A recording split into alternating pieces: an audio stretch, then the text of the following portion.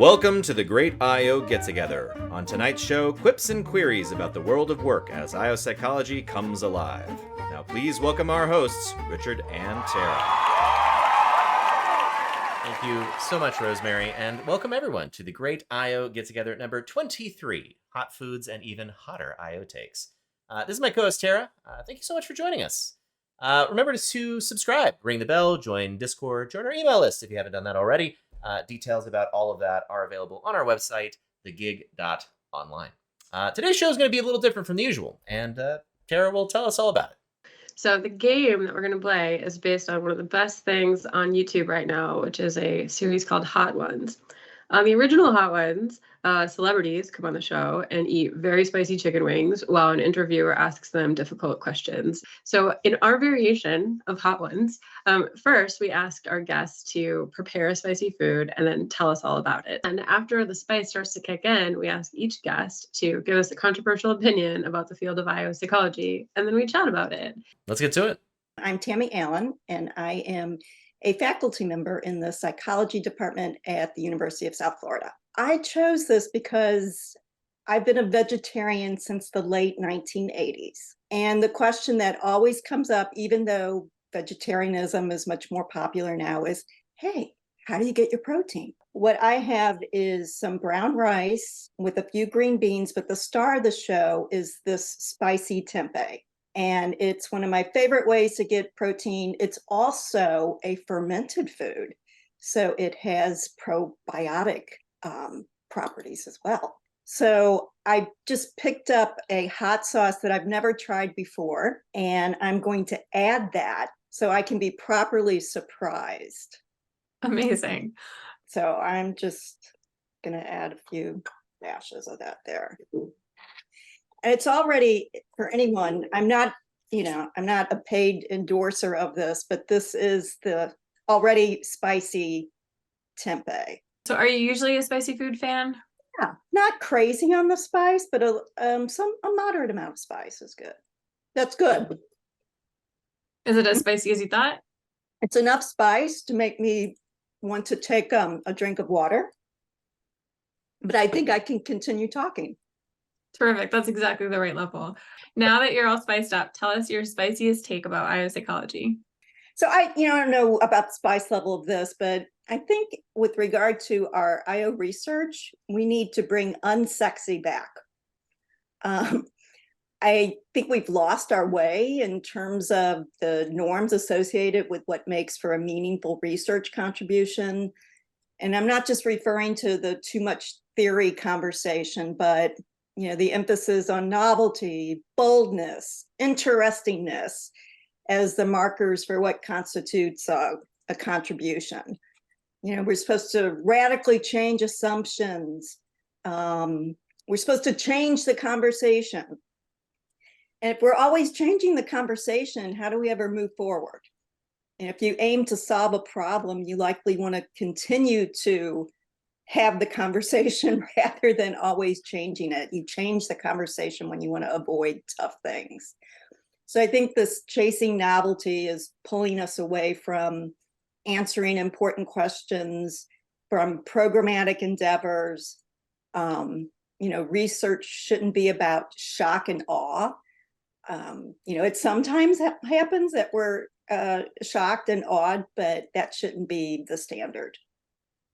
When I think about the people I admire most, their work is surprising, but it's their body of work that is sort of accumulating over time, and it's not like they're trying to flash and dazzle with every paper. So where do you think that pressure comes from? Why do you think people feel like they need to be novel with every paper or be dazzling?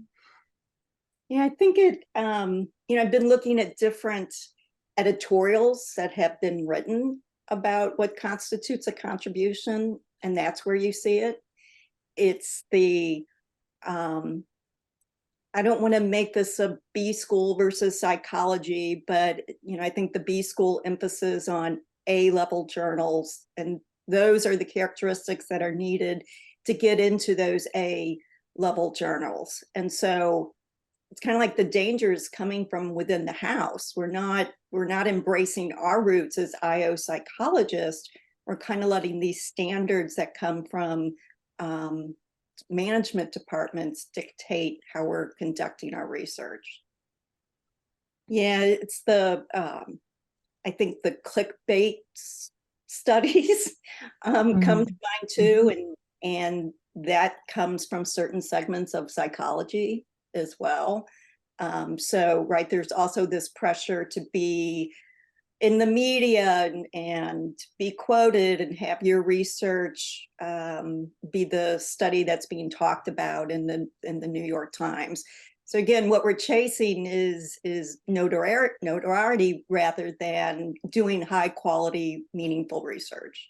We have all had a common reaction when we've been at the PSYOP conference, and the individuals that are receiving recognition in various forms, the headline that we as a society are providing is, this person has published X number of A journals and has been cited X number of times.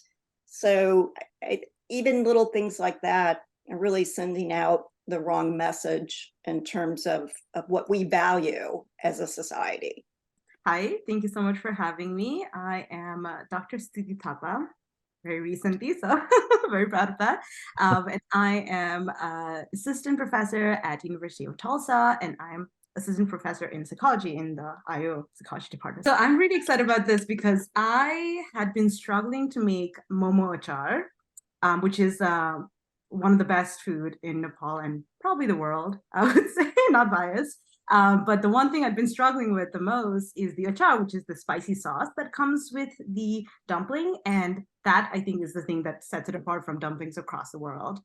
Now, the achar is notoriously hard to make. It's very spicy because you put a lot of chili peppers, sesame seeds, tomatoes. Everything else was a mystery. Tried to find many ways to make it. And finally, my parents came here to visit, and then my mom had a recipe, and the secret ingredient was peanuts. So I'm very excited about that. And I would have not known because I went through like 1,000 recipes and then like could not be right. The trick is to find some old relatives and bribe them. I think that's the only way to get any recipes. I guess so. And I don't remember my mom making good achar when I was young. I guess when you've been left home for like 12 years, 11 years, she learns new things. I didn't know. But yeah, now I got this really spicy achar that I just made. I was too lazy to make momo, so I got some Trader dumplings. But yeah, the achar itself is what I made. It's very good. Is it as spicy as you thought? It could be spicier. I'd be nice to my husband, but I think it is very spicy still for most people. So he does not share your love of spicy food? He has a decent tolerance. I think I could go more. Generally, I think I'm like 2 steps more. So sometimes I take a step out and then I add more spices to mine. So yeah. It's like a muscle. If you don't use it, you lose it. And you've been in the Midwest for a long time, so it would be understandable if you needed it. Yes. So sometimes I go to Thai restaurants to train myself, because they know how to make spicy. They do. Okay. My spiciest take is that IO psychology has to try really hard to not be too capitalist or too much for the corporate greed, if that makes sense. I would say one of my big fears joining the field before, because I was trying to explore different areas of psychology, because I love stats, I love psychology, I want to help people, IO seemed like the perfect fit. Oftentimes reading things, I was getting really afraid that this is trying to frame itself as being not like, trying to help people. And of course, there are like areas of psychology that do a really good job about it. But ultimately, the way it was started, in a lot of ways, and even in the realistic parts of like the practice, it has a tendency to lean that way. And I think we have to like strong arm it to get it to the quote unquote right track. So I would say that would be my spiciest take, is that IO psychology naturally is very easy to lean into be anti-people or like anti-union, whatever it is. And us as researchers, I think, have to try harder maybe than we do to make it like kind of go in the right direction. So for example, Lewis, my advisor, recently published a paper called like well-being should be the main criterion. And I thought that was so wonderful. And it's something that I've been saying to a lot of people. Every time I say it, people just look at you like, I don't think organizations are going to like that. And I'm like, but unfortunately, that's what I have to think about if I want to like practice psychology and influence organizations. It's like, oh yeah, what do they want? And are they going to be against the needs of the people? How have you balanced that in your own research? I mean, do you feel that tension in the kinds of questions you're asking, and how do you approach it? I do see that I could do more of the practice on the practical side of it, right? Because I've been a bit scared of kind of like losing my morality and ethics and things like that if I were to go too far. But I don't think people necessarily come to you with a wad of cash and be like, you should do these things against our organization. Of course not. But like, if we think about even in positive psychology and like well-being research, right? Like all these research about mindfulness and things, positive organizational interventions are kind of like a band-aid to a wound, right? Like these people are not being paid well, these people are not being treated well. And like me as an organizational psychologist, if I come in and do an intervention, it's like, let's do a mindfulness. That seems so, so, I mean, not great, basically. You go and research, you go and practice, think about this, think about what you're doing and whether it's for the betterment of society. So I think hopefully that's like my first step in passing that down the field. I hope to do that a bit more in practice, like work with more nonprofits, work with organizations and try to steer it that, you know, I don't think you should have to convince that good of the people is good, but at the same time, like it's an unfortunate fact that you have to. So I'm again starting, hopefully getting there a bit more. My name is Shelby Davis, and I'm currently a graduate student pursuing my PhD in IO psychology. I got my master's in IO from Western Kentucky University, and now I'm at Colorado State. This was actually really difficult for me to choose. It was either between Thai food or just spicy chicken. I did go with Nashville hot chicken. I got my undergraduate degrees from Tennessee State University, so I spent 4 years in Nashville.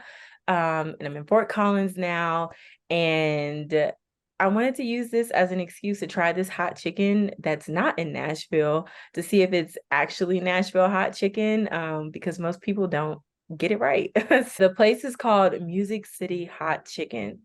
So we will. They're really leaning into it then. Like they're really insisting. Okay, great. Well, take a bite and tell us how it is.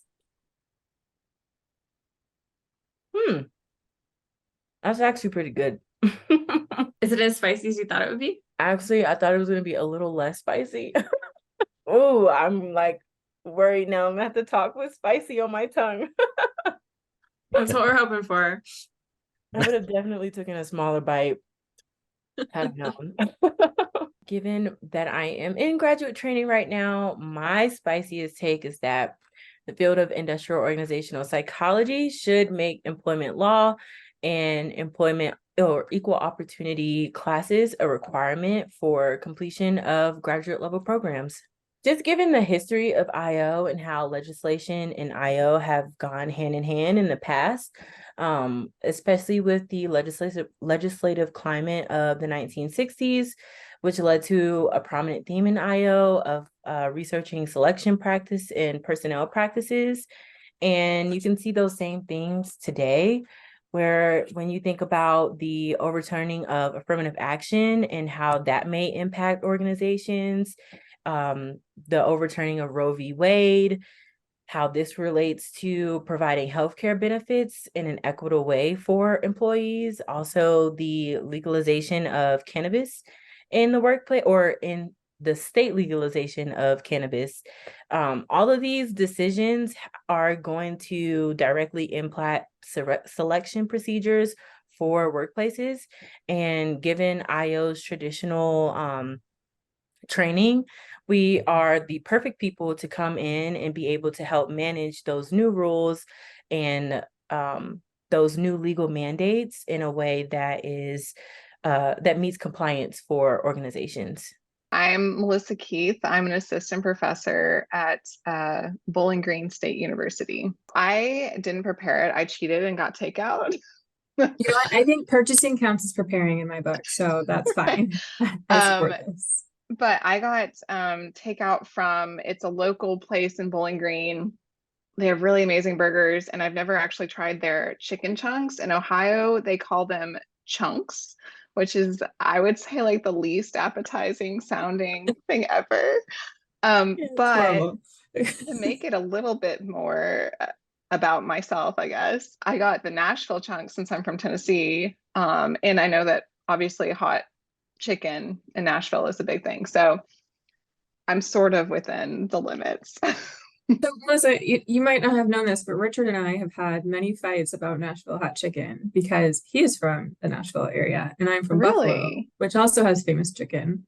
He said Nashville chicken is more famous than Buffalo chicken, which I disagree with, but apparently Nashville chicken has 2 votes today, so I'll have to accept it. Yeah, I just don't think people realize buffalo wings originate in Buffalo. That is what I said. They just assume they're made of buffalo or something. It's horrifying, but I accept it as possible. The 2 Nashville people say the buffalo wings were not famous, so I'll deal with it. Anyway, all right. So let's have you take a bite. We'll see if this lives up to actual Nashville hot chicken.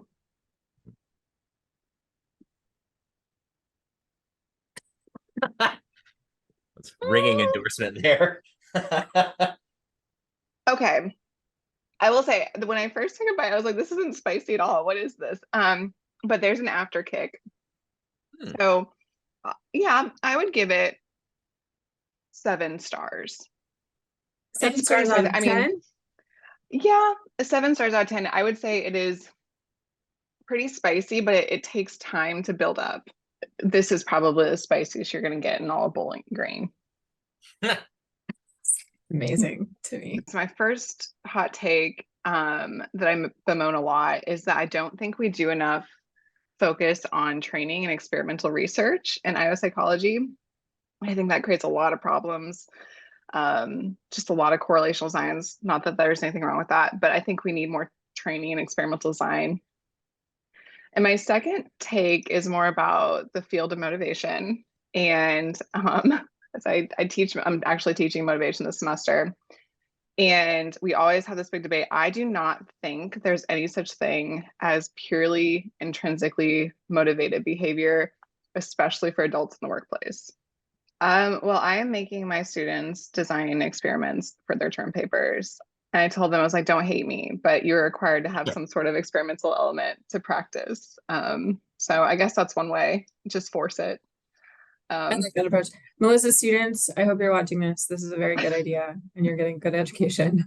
My nose is running a little bit from that spiciness. So I guess it wasn't too unspicy. My name's Lars Johnson. I'm an assistant professor of management at the University of Texas at Arlington.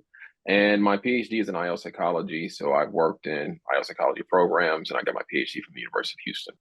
I have some very spicy black beans right here, which have a pepper sauce in them that I believe is made from either Scotch bonnets or habanero. And then these are some jalapenos that I pickled over the weekend. And then this is some fajita grilled chicken that I made over the weekend. Well, actually on Labor Day, so on Monday as well. Gotcha. So you made this. Do you know how spicy it is already, or are you about to find out? I've had all the spices before, and so but I like things pretty spicy. I'm not a Ghost Reaper pepper guy, but I get pretty close, I think. And so my Scoville tolerance is decent, but you know, I'm not one of those folks who are craving capsaicin or anything like that. That's not me. Well, Scotch bonnets are pretty serious business. So why don't you take a bite and then tell us how it is? All right, let's do it. I'll go with the beans because those are the things that are the hot. Well, actually, I'll add in jalapenos to it as well. So here we go. I think adding the jalapeno was a bad idea, but it's not terrible, but it's good. Yeah, it's good. You'd think the pickling kind of takes some of the bite out, but no? Maybe with the Scotch bonnets, I don't know. Maybe they're getting together and ganging up on me. So I don't know, but I did put a lot of the pepper sauce in there, so it actually spilled a little bit. It doesn't regulate out of the bottle, and so I said, you know what, I'm just gonna roll with it. I see. So is this in the regular rotation at your house? Do you cook it a lot? I cook a lot, and so Rich can tell you that I love to barbecue, and so yeah, I barbecue a lot. I used to be a more indoor kitchen guy, and then I slowly moved outdoor to do more barbecuing as my love for that picked up, and it became more of a hobby and a passion, and so I spend a lot of time cooking. Well, Texas barbecue is no joke, so I'm sure there's a really It's rich it's barbecue culture around you. it's serious. It's terrifyingly so, I would imagine. For some, yeah. For me, I'm whatever comes out of my smoker it is what it is. We're eating it. So we'll see what I like happens when it. I cook. Yeah. This will sound kind of preachy, but I promise it comes from personal experience and me pushing myself. And it probably will sound like the norm for some of you. I think we can do more. And I think that we've become somewhat used to how things work, and somewhat complacent. But I really think as a field, and not at a macro level, but more so as an individual level, there's so much more that we can be doing, and we can create time and space for it. And for example, Mike Zicker is super big into local politics, and he's big into pointing out those folks that are IO psychology involved in politics. And you look at that, and for someone like me that researches leadership, it makes a lot of sense. Like we should be doing more as it relates to leadership on a larger scale.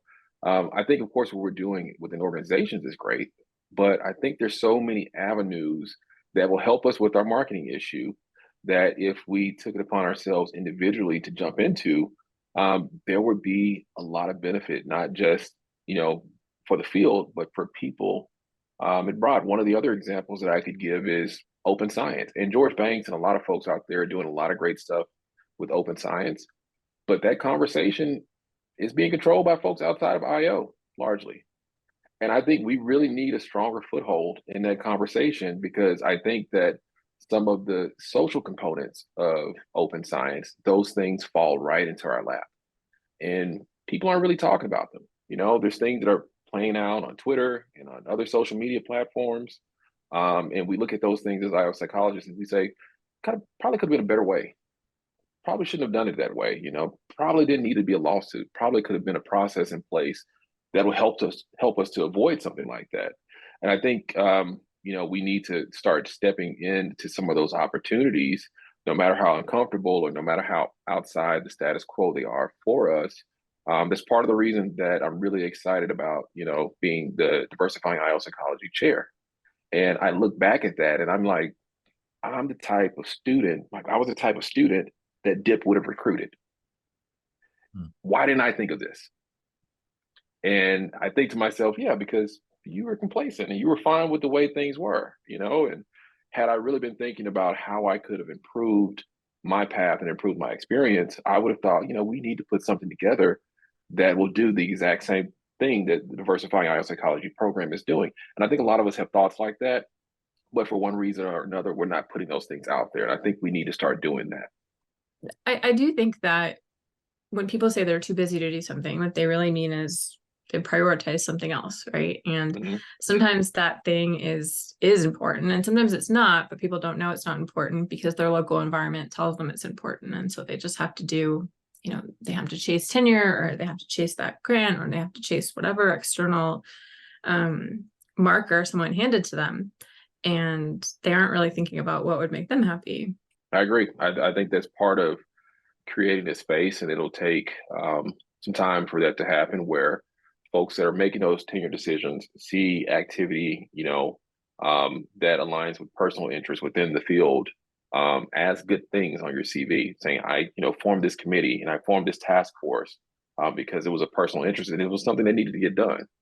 And that's something that they look at and say, that's the kind of service we'd like to see people be involved in, because we know that that's something that needed to happen. And we're glad someone in our department took that opportunity and decided to say, hey, I'm going to put this on my back and carry it. And so I think that that's kind of a cultural shift that needs to happen within the field, where we start to recognize more stuff like that, because a lot of the times only local service gets recognized, for a lot of folks, and they steer clear of service and PSYOP, or they steer clear of creating, these projects and programs because they're worried about how they look. And I think we have to switch to an attitude that if this is going to improve the field, this is important to the department because our department is part of the field. My name is Kevin Hoff. I'm an assistant professor of IO psychology, even though we call it organizational psychology here at Michigan State University. This will be the start of my second year here. I don't have a prepared food, but I have a pepper that was picked from my brother's garden. So my brother lives on a farm in Western Illinois, and he has a very elaborate set of vegetables. He grew some of like the spiciest peppers in the world, and he had trained himself to eat them. He was eating them like in place of coffee in the mornings because he was trying to get off coffee. So he would just eat like a Carolina Reaper pepper instead. Is that better? Is that better? Maybe it's better. I don't think it is better, but he does a lot of goofy things. So unfortunately, he wasn't here, or he wasn't at the farm when I was there like a week or two ago picking them. So I just sort of picked a bunch, and I don't actually know which one I have, but I did try it last night. As I was telling you earlier, I haven't had power for the last 5.5 days, so I haven't done much cooking in that time. But I was able to keep these peppers cool in a cooler, so it's okay anyway to eat. And I really admire your dedication, kind of persisting through power losses to eat a bite of a spicy pepper. So you don't know how spicy it is, and you don't know what kind of pepper it is. You just know that it could be potentially a Carolina Reaper. Is that right? Well, I don't think it is a Carolina Reaper, but I don't know what type of pepper it is. I did try it last night and put it in some like noodles, and it was pretty spicy. So I've cut 2 relatively thin slices of it, which I think one of them will suffice, but it's definitely getting there. Sometimes they sneak up on you after a while. Yeah. Mm-hmm. It did help that like I said, ate a little last night to coat your mouth with butter or something to protect you. Yeah. It's not terrible, I'll say, but it's pretty spicy. Well, I'll just go for the second since I haven't.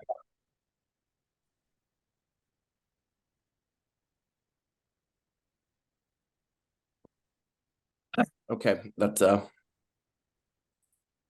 both.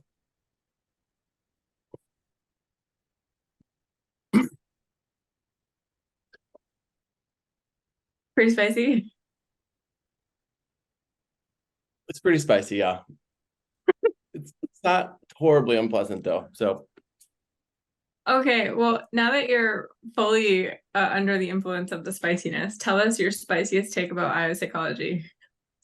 sure. So I'm not sure if this is my exactly spiciest one, but I was going to bring up, I guess, a general critique of sort of our use as a field of overly complicated analytic models, which are, I don't know, people will say like that they need a sexy model or something like that to include in the paper. Well, I hear students sometimes say that like they need something more complicated to get published in the top journals. So I think generally speaking, it's not just IO psychology that has this issue, but it seems kind of unnecessary and silly to have that be the issue. So I guess in my ideal world, it would be easier to sort of publish papers that didn't have a complex model. The one that comes to mind most often is moderated mediation, which is in a lot of papers in our field, and there's nothing inherently like bad about that method, but it seems like there are more research questions that could be tested in the world. Yeah, I think you're being really kind. I always like to say that the analytics or the model or the statistics, whatever you want to say, should match the research question, and people use fancy models to conceal the fact that the research questions aren't very interesting. To some extent, yeah, like when fields become mature or there's a lot of stuff already that is like correlational or regression, then it's somewhat natural to have a need to explore more nuanced relationships and things. But I think to some extent also like there are other research questions that could be assessed that don't necessarily require those models, or it sort of relates to like studying constructs to death, and once like there's a knowledge base on something, people will just keep studying it, and certainly I'm guilty of it too in terms of some of the constructs, but a broader set of research questions and less of an emphasis on having a model always in papers would be really helpful. Richard, how do you feel about this? So, Kevin, maybe you don't know this. Richard and I are working on a book about research methods, and this is pretty similar to this kind of advice we're trying to get across in the book. Yeah, it's a weird problem because it's also wrapped up not just in the research itself, but the sort of incentive structures surrounding all of this. That when you've been trained in a particular methodology, it's significantly more effort and time to expand beyond that. And so if all you know is what your advisor taught you, then you're just going to keep doing that. So that makes the solution really complicated. So it's not only education but values, and that is a lot of the book is trying to communicate that kind of value set. But I don't know where the like the easiest point to poke at to make it stop is. Honestly, I don't even know at this point like how reviewers would respond to simpler analyses, because I would just suspect that it's rarely submitted at all now to I like to go all histograms in my papers. Nothing but histograms, pie charts, Yeah, I don't understand the like. I've had pie charts of papers too, and if I ever have one, it gets brought up in a review that like you shouldn't have pie charts, and I don't really understand why. Like, what's wrong with the pie chart? I mean, nothing. If you're trying to make some kind of grand inferences with it, then maybe that's not so great. But if you're trying to describe, say, the makeup of your sample, who cares? Perfectly reasonable kind of chart, if you ask me. My name is Chen. I'm an assistant professor at Kogat School of Business, American University. I actually just started this month, so feels so unreal to say that myself as an assistant professor. Usually I'll just go, oh, I'm a PhD student from the University of Illinois and stuff like that, but I'm trying to adapt to my new role. My relationship with IO, I should say I actually don't have a degree on IO, but I think, first of all, I do research in IO. I sort of recognize myself as I identify myself as an industrial psychologist. And my research is primarily about personnel selection and adverse impact. So in some bigger terms, the ultimate goal of my research is to ensure fair and equal access to employment and increase organizational diversity. First of all, I have to confess a little bit. I did not prepare this. My wife did. I'm bad at cooking, but this is, I don't know if it has a name, but this is just basically a stir fry with some pork belly and then some serrano and jalapeno. So supposedly to be spicy. Oh, hang on.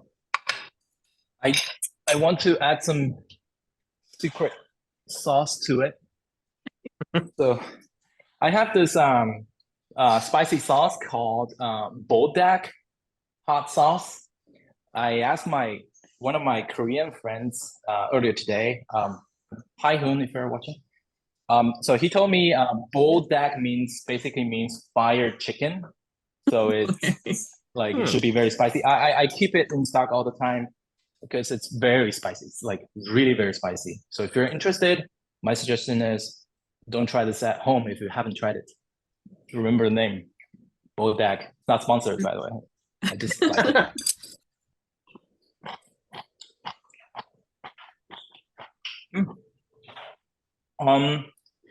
And by the way, my wife is watching me behind the camera, so I should only say it's good. I probably went too crazy on the spicy sauce. Yeah, it's very spicy. It is very. But it's good. Perfect. Okay, so now that you're fully infused with spices, tell us your spiciest take about IO psychology. Okay. My spiciest take: don't have kids when you are doing IO research. No. So I guess the thing I wanted to say is let's do more Bayesian statistics. The primary reason being that Bayesian stats represents a intuitive way of modeling after how human beings gain knowledge from real data. So I think that process is very intuitive, and usually people say, hey, it's very the Bayesian models typically run very slow and stuff like that. But we have now our computers and our cell phones are so powerful, so I don't think that's a barrier anymore. And people would also say, hey, one of the issues of Bayesian stats is that you always have to give it a prior, and how do you choose a prior? And sometimes people say, oh, we can just use non-informative. Or one thing I would like to argue is in our field, we actually accumulated a fair amount of prior information for us to use, such as all those meta-analyses. So this is related to my dissertation, so I always love to talk about it. So we can find ways to use those meta-analytic estimates as our prior information in our Bayesian analyses. So I think it's time for us to do more Bayesian stats. I love it. Why do you think people are afraid to try? Do you think it's just unfamiliar? They've never been taught? One thing I heard from other people is that in some journals, if you submit a paper that uses only Bayesian analysis, sometimes reviewers would be like, hey, this is something slightly new, and then reviewers would be like, hey, what's the results using the frequentist perspective, and then somehow you have to show that they converge to get through. That's one type of barrier. And also, I think the way the Bayesian perspective and the frequentist perspective look at problems is slightly different. The intrinsic logic behind these two perspectives are slightly different. So people need time to adapt to that. And by saying that, I simply mean that maybe Bayesian stats training isn't widely available across different IO graduate programs. I guess that's one of the reasons. Yeah, so I'm Charles Handler. My job title is I'm president, founder of Rocket Hire. So we're a consultancy that's been working in employee selection for a couple of decades now. So I am an IO psychologist. I have a doctorate from LSU, and yeah, I've been practicing probably about 30 years now, if I can believe it or not.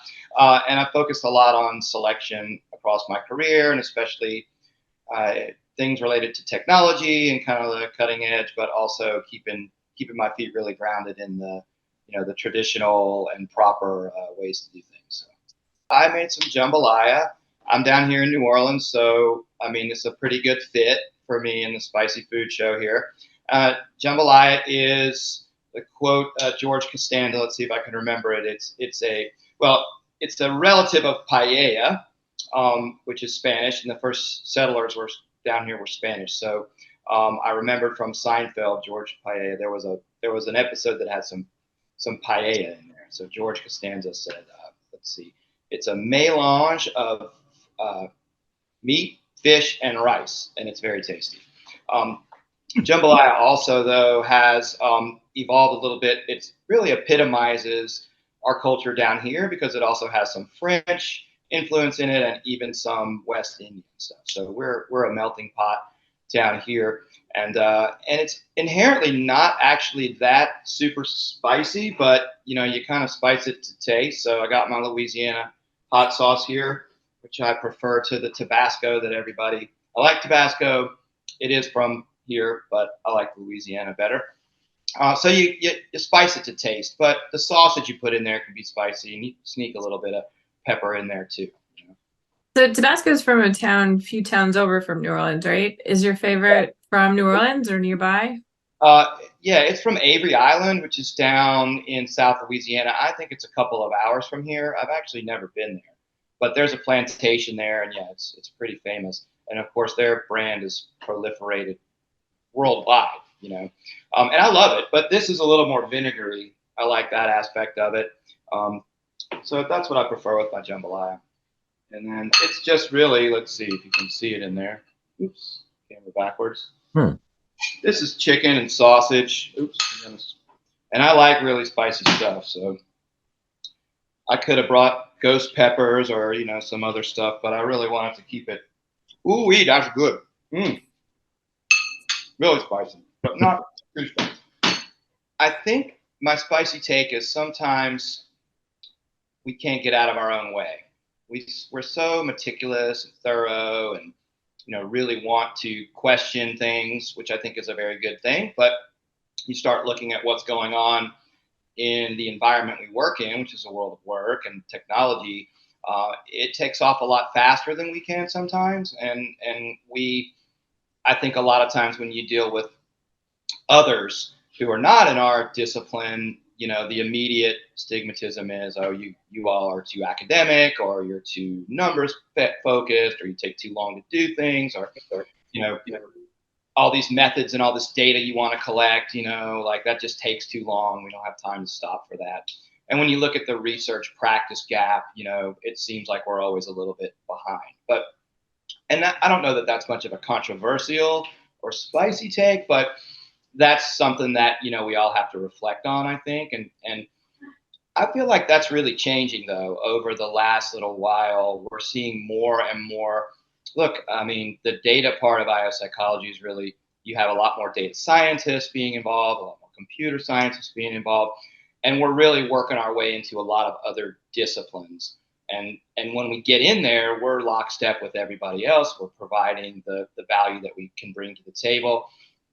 And as technology increases, I think we're getting more and more of an opportunity to be part of the equation. So I think that's pushing us further, faster. Maybe just start looking. I was talking to somebody today. You start looking at the corporations and the things that we deal with a lot. Like I had somebody from Uber on a panel at PsyOp, and I've seen there's Airbnb has IOs, and Netflix. You just start looking at these major brands, especially technology, and we're there. I think that's really good. And just the number of programs and the number of people that programs are putting out has also increased. So the interest in what we're doing, I think it was.